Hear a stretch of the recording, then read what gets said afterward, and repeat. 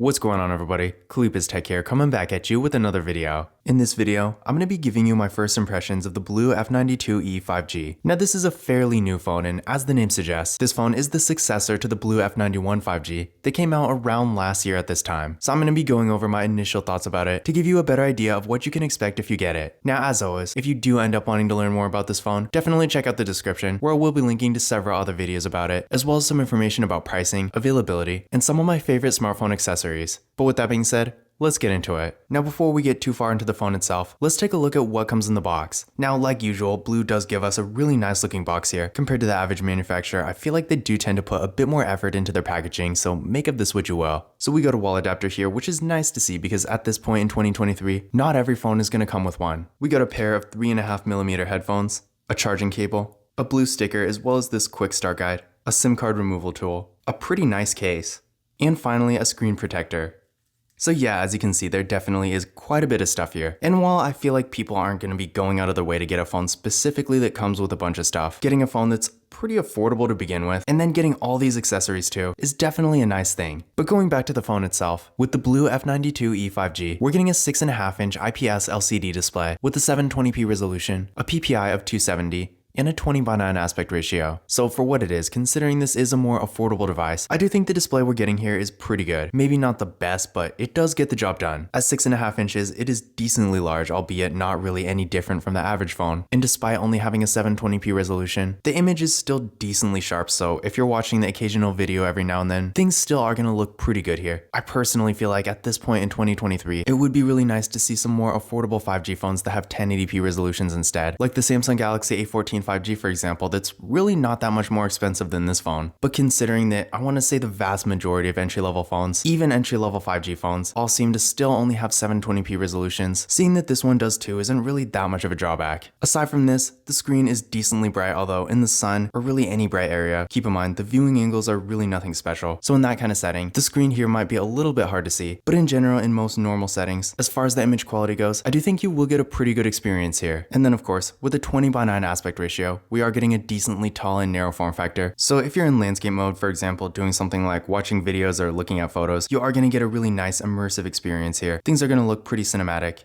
And then if you're doing something like maybe browsing the web, reading an article, or scrolling through social media, with a form factor like this, you can fit a decent amount of content on the screen without having to scroll too much. So in general, again, I don't think this display is really anything special per se, but if you are looking for a more affordable device for more basic activities, maybe you don't need anything crazy nice, but you want something decent that gets the job done if you want to watch the occasional video every now and then, or browse the web or use social media or something like that, then in that case, the BLU F92e 5G is still going to be perfectly fine. Now for storage, the BLU F92e 5G is getting 128GB of internal storage with microSD card expansion too, so definitely real impressive for a phone like this. Usually when it comes to phones under $200, even 5G phones, I want to say the standard is around 64GB. And there are even phones like the Motorola Moto G Play 2023, for example, that are around the same full price as this phone that only have 32GB. So in general, if you are looking for a really affordable entry-level phone that has a lot of storage, then you're really not going to be disappointed here. Overall, at this point in 2023, I would definitely say 64GB is really a bare minimum. In this day and age, I feel like no phone should have only 32. For 64, it's not really the best, but for the average user, you will probably get by. But again, with the BLU F92e 5G, with 128GB, unless you're really a power user, and you're downloading all kinds of apps and games and stuff like that, with this amount of storage, you're most likely not going to have to worry about running out of space. So if there is an important thing for you, then this phone is going to be a great choice. For security features, with this phone, we are getting a fingerprint scanner right here on the power key, and it does have face unlock too, so always nice to get both options. But let's give the fingerprint scanner a try real quick.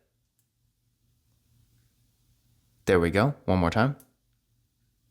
And there we go. So as you can see, real fast and responsive, no issues at all. Now taking a look at the camera setup here, with the BLU F92e 5G, we got a water drop notch for the front facing camera, pretty typical design for a phone in this price range. This camera is 13 megapixels. Then on the back, we got a triple camera setup, with a 50 megapixel main camera, a 2 megapixel macro camera, and a 0.3 megapixel depth sensing camera. So definitely an interesting camera setup here. I am glad to see a 50 megapixel main camera here. The depth sensing camera is kind of weird. It'll be interesting to see how portrait mode is when I do test photos, but overall, with the 50 megapixel main camera, I'm definitely expecting this phone to get some pretty good photos. So if you are looking for a more affordable phone, but you do like to get the occasional nice photo every now and then although I haven't actually personally used the camera yet, seeing as this is a first impressions video, I do imagine for that kind of use, this phone will be a pretty good choice. But unfortunately, as you can see, we don't have an ultra wide camera here, although we do at least get a macro camera. So if you do want to get those wider angle photos, then you might want to skip this phone. Now, another thing I do want to mention here is that when it comes to video recording, with the BLU F92e 5G, we're getting a max recording quality of 2K in the rear camera and 1080p in the front. So I don't really know how useful 2K actually is. I feel like if you're gonna record in a higher quality than 1080p, you might as well go to 4K, which unfortunately this phone, and pretty much every other phone in this price range for that matter, doesn't have. But I guess if you do want a slightly nicer quality, then keep in mind, with the BLU F92e 5G, we are at least getting 2K in the rear camera, whereas most other phones like this do max out at 1080p. Now, when it comes to RAM and processor, with the BLU F92e 5G, this phone has 4GB of RAM with the MediaTek Dimensity 700 processor. So definitely not the first phone out there that has this processor. In this price range, when it comes to entry-level 5G phones, I want to say a lot of them, if not most of them, have this processor. But that being said, this is definitely not a bad thing because for what it is, the MediaTek Dimensity 700 is definitely a good processor. And while it's not crazy fast or anything, for the average user for more basic activities like web browsing, social media, and even some light mobile gaming here and there, for that kind of activity, it will get the job done just fine. And for the most part, this phone definitely doesn't feel slow. Now, I did run a benchmark test on this phone using Geekbench 5. And here are the results I got. So I do recommend running this test on your current phone and then comparing your results to these. And that's going to give you a better idea of where this phone stands performance-wise because, of course, by itself, these results are probably not going to mean a whole lot to everyone, unless, of course, you run these tests all the time. But I will say in my experience with this phone, or really any phone with this processor, I haven't had any performance issues. And again, for more basic activities, things do run pretty well. So if you are looking for a more affordable device, but you still do want something that has decently good performance, then in general, you're really not going to go wrong with this phone. Now for the battery, the BLU F92e 5G is getting a 5000 mAh battery. This supports 10-watt fast charging, so definitely a nice battery here. With the 5000 mAh battery, you can expect real good battery life and longevity. So if battery life is really a priority for you, if you really need something that's actually going to last all day, then in that case,